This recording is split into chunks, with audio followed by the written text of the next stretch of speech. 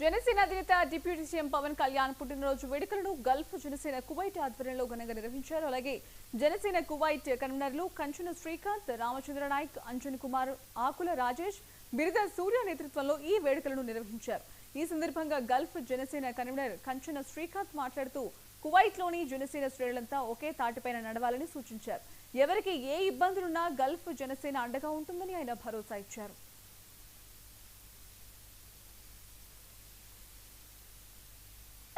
మీరందరూ నాయకులుగా ఎదగాలి, మీరు కూడా ముందుకు రావాలని చెప్పి మరొకసారి మిమ్మల్ని అందరికీ కూడా సాదర స్వాగతం చెప్తూ ఒకసారి మన యేసుబాబు గారిని కూడా గుర్తించి ఒక 5 మందిని కోవిడ్ కోసం అఫీషియల్ గా పవన్ కళ్యాణ్ గారి నియమించబడి పవన్ కళ్యాణ్ గారి దిశానిర్దేశాలకు అనుగుణంగా పనిచేస్తున్నటువంటి వ్యక్తులు మన బాణావతి రామచంద్ర నాయక్ గల్ఫ్ జనసేన 6 దేశాలకు కూడా ఆయన కన్వీనర్ గా నియమించారు. బాణావతి రామచంద్ర నాయక్ గారు.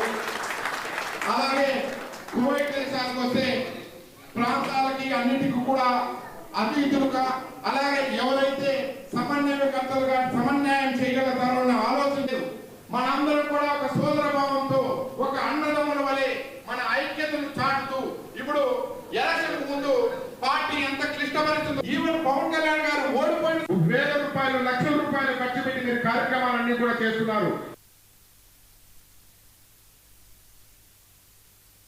నాగార్జున సాగర్ జిల్లా